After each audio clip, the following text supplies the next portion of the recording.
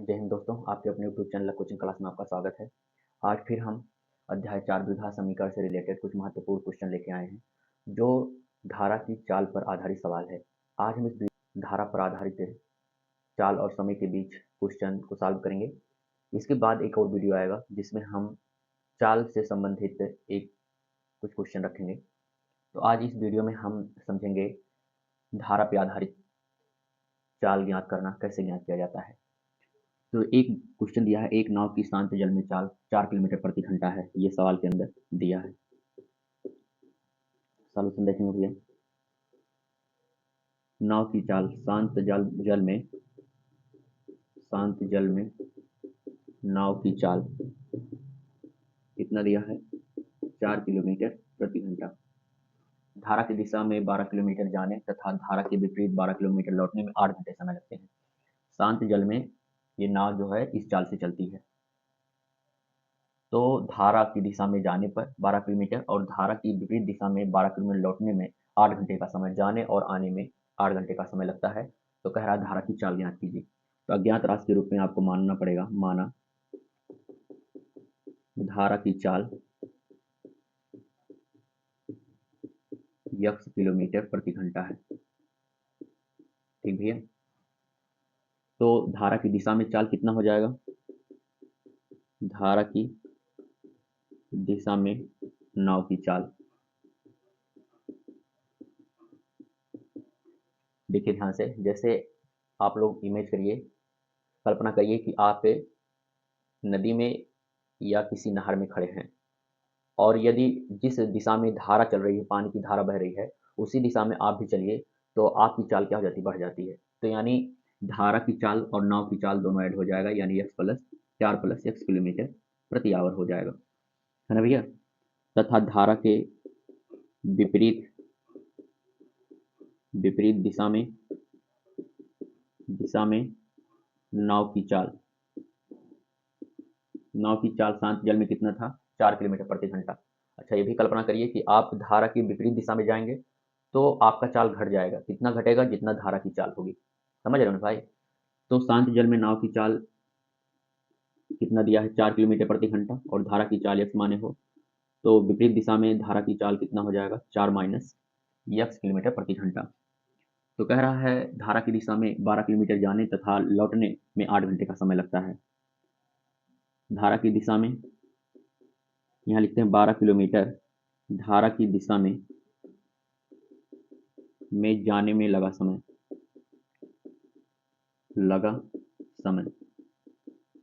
ध्यान देंगे, फार्मूला पढ़े हैं, चाल बराबर दूरी बटा समय। तो अगर यहाँ से समय का मान निकाला जाए, समय ये दूरी बटा चाल होगा ना भाई। तो यहाँ समय निकालने के लिए कह रहा है, दूरी दिया है 12 किलोमीटर, चाल है 4 प्लस x, तो हो जाएगा 12 बटे 4 प्लस x आवर। ठीक। और 12 किलोमीटर धारा के विपरीत दिशा में जाने में लगा समय या लौटने में लगा समय, ऐसा लिख सकते हो। लौटने लिख देते हैं, लौटने में लगा समय 12 बटे चाल कितना था? 4 माइनस x किलोमीटर। तो दोनों का समय का योग दिया है, जाने और लौटने में योग कितना समय लगा है? 8 घंटे। तो जाने में लगा समय 12 बटे 4 प्लस x, और लौटने में लगा समय 12 बटे 4 माइनस x, और दोनों का योगफल कितने समय के बराबर? 8 घंटे के बराबर। यहाँ देखिए हर असमान है लेकिन अंश समान है, तो 12 कॉमन कर लेते हैं तो 1 बटे 4 प्लस x होगा, और यहाँ पर 1 बटे 4 माइनस x होगा, बराबर 8 के। कन्फर्म हुआ इतनी बात? 12 गुणे हर असमान है, हर का हर से गुणा कराते हैं, 4 प्लस x गुणे 4 माइनस x बराबर 8 होगा। तिरछा गुणा करा देते हैं, 4 माइनस x का गुणा 1 में तो 4 माइनस x, 4 प्लस x का गुणा 1 में तो 4 प्लस x, ये plus x minus x cancel हो जाएगा। तो यहाँ पर मिलेगा 4 4 8, 12 गुणे 8 बटे a plus B into A minus B, formula लगा देंगे, 4 का वर्ग माइनस x का वर्ग बराबर 8। ठीक भैया। तो थोड़ा सा ध्यान देंगे तो यहाँ से 8 से 8 कैंसिल हो जाएगा, यहाँ 1 बचेगा, तो यहाँ 12 इस पक्ष में बचेगा, और ये आप दाएं पक्ष में भेजेंगे तो गुणा कराएगा, तो 4 का वर्ग 16 हो जाएगा और माइनस एक्स का वर्ग, है ना भाई। पक्षांतर कर दीजिए, ये माइनस एक्स स्क्वायर को बाएं पक्ष में लाएंगे प्लस एक्स स्क्वायर होगा, और 16 ये 12 को दाएं पक्ष में माइनस 12 होगा, 4 बचेगा, एक्स स्क्वायर बराबर 4, तो एक्स बराबर प्लस माइनस 2 होगा, लेकिन हम यहाँ पे केवल प्लस 2 रखेंगे क्योंकि चाल कभी नेगेटिव में नहीं ली जाती है। अतः बता सकते हो धारा की चाल 2 किलोमीटर प्रति आवर है, ये इसका आंसर है। तो भाई देखिए, ये धारा की चाल पर आधारित सवाल था, जो कि इम्पोर्टेंट सवाल है। इस पे सवाल जो है बोर्ड एग्जाम में मिल जाते हैं, इग्नोर ना करिए दोस्त। हम एक टीचर हैं और मैथ के टीचर हैं। मेरा जो ड्यूटी है बोर्ड की कॉपी में चेक करने में लगा था, और मैंने वहाँ पे कॉपी चेक किया है, और कॉपी में किस तरह क्वेश्चन लिखते हैं बच्चे, कैसे नंबर उनको ज़्यादा मिलता है, इसके बारे में हम चर्चा करेंगे। लेकिन जो क्वेश्चन बता रहे हैं आप इसे इग्नोर ना करिए, आप बेहद ढंग से रिपीट करते चलिए, आपको सफलता जरूर दिलवाएंगे, आपकी मंजिल तक हम जरूर पहुंचवाएंगे। आपका लक्ष्य, आपका साथ और मेरा मार्गदर्शन एक साथ अगर मिल गया तो हम जरूर सफल होंगे, क्योंकि मेहनत और प्लस सही दिशा, ये दोनों मिल करके सफलता की ओर ले जाते हैं। ध्यान देंगे, यदि सही मेहनत कर रहे हैं और सही दिशा में मेहनत कर रहे हैं तो आपको सफलता जरूर मिलेगी। देखिए भाई, मेहनत तो बहुत लोग करते हैं लेकिन सफल नहीं होते हैं, क्योंकि उनकी दिशा सही नहीं रहती है। जैसे गधा तो बहुत मेहनत करता है लेकिन उसका दिशा सही नहीं रहता, इसलिए सफल नहीं है। तो इस बात को जरूर रखिएगा ध्यान में, आपको सफलता तभी मिलेगी जब मेहनत के साथ सही दिशा का चुनाव होगा, और सही दिशा में ले जाने के लिए हम जरूर प्रयास करेंगे आपको। आगे देखते हैं आगे के क्वेश्चन। क्वेश्चन नंबर 2 कह रहा है, एक नाव की शांत जल में चाल। ध्यान देंगे, जो दिया पहले उससे नोट करते हैं।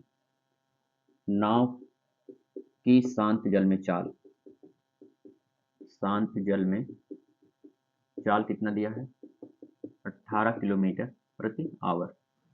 कह रहा है वो 24 किलोमीटर धारा के विरुद्ध जाने में और 24 किलोमीटर धारा की दिशा में आने पर 1 घंटा अधिक समय लेती है। धारा की चाल ज्ञात कीजिए। तो हम मान लेते हैं धारा की चाल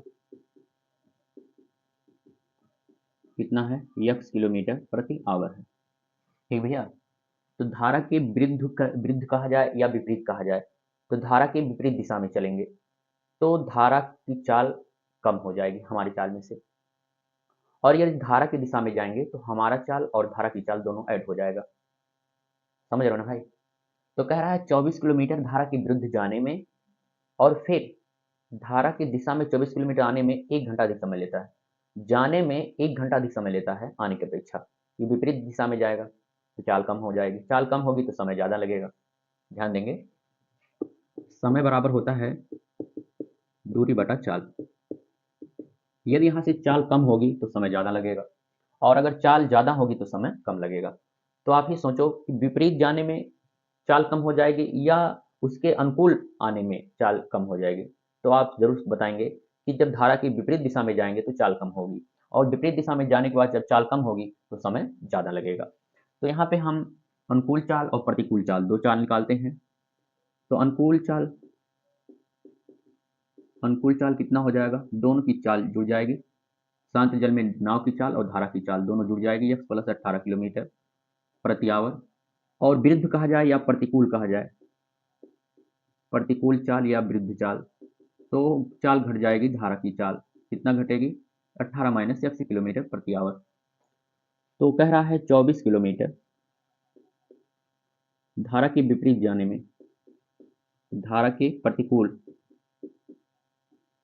जाने में लगा समय, समय बराबर दूरी बटा चाल। दूरी है 24 किलोमीटर और प्रतिकूल चाल कितना दिया है, 18 माइनस x, ये आवर होगा। और फिर 24 किलोमीटर धारा के अनुकूल जाने में लगा समय, यह होगी 24 बटा 18 plus x kilometre, x hour. अनुकूल चाल कहिए या धारा की दिशा में कहिए, दोनों बात एक ही है। और प्रतिकूल चाल कहिए या विरुद्ध कहिए, दोनों बात एक ही है। उल्टा कर सकते हो, तो ध्यान देंगे इधर जो लिखते हैं हम वो समय लिखते हैं प्रतिकूल समय, यानी ये 24 बटा ये 18 माइनस एक्स, और इस साइड लिख देते हैं 24 बटा 18 प्लस एक्स। देखिए ध्यान से, जब धारा की दिशा में आएंगे तो चाल ज़्यादा समय कम लगेगा।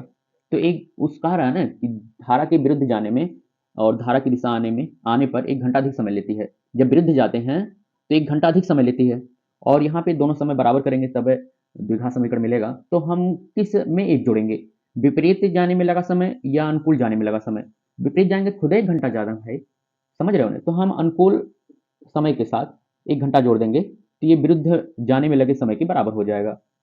पक्षांतर कर लेते हैं, चर राशि वाला पद एक पक्ष में, 24 बटा 18 माइनस एक्स माइनस 24 बटा 18 प्लस एक्स, और ये बराबर 1 के होगा।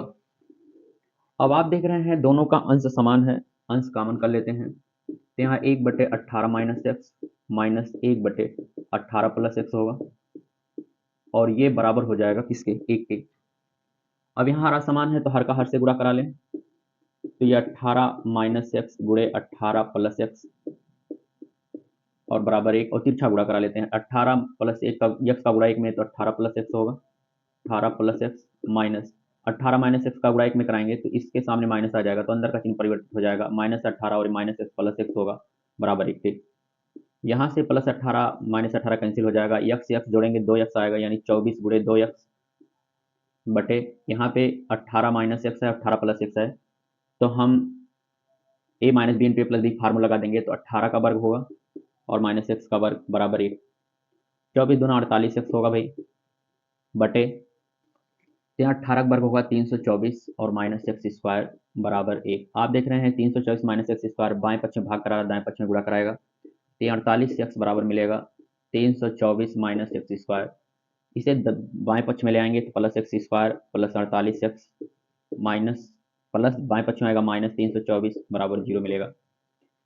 अब यहाँ से इसका गुणनखंड विधि द्वारा हम एक्स का मान निकालते हैं, तो भाई 324 का गुणनखंड किया जाए, 2 से काट देते हैं, 2 एक कम 2, 2 छक 12, 2 दूना 4, 2 अट्ठे 16, 2 एक कम 2, 3 से, 3 दूनी 6, 3 सत्ते 21, 3 9 27, 3 तिरका 9, है ना भैया?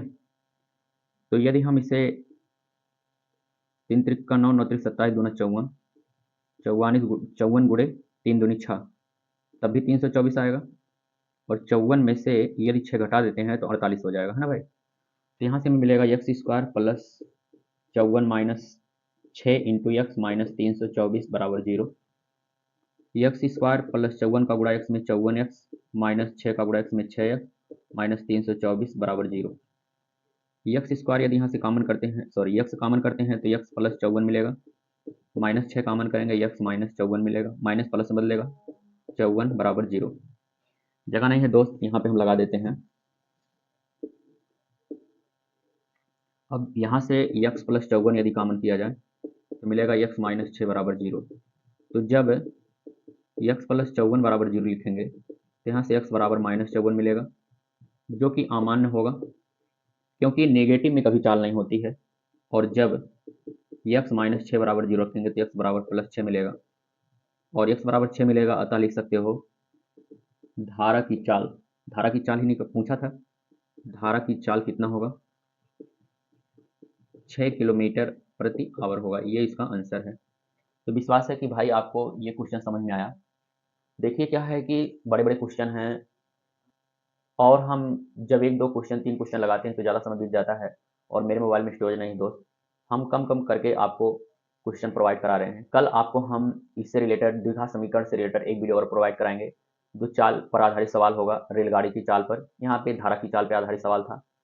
इसी के साथ ये इंपॉर्टेंट क्वेश्चन का जो चैप्टर वाइज सोल्यूशन दिया जा रहा है 4 चैप्टर तक समाप्त होगा, फिर हम आगे के 5वें चैप्टर से रिलेटेड कुछ इंपॉर्टेंट क्वेश्चन लेके आएंगे। आज के लिए बस इतना ही। जय हिंद दोस्त।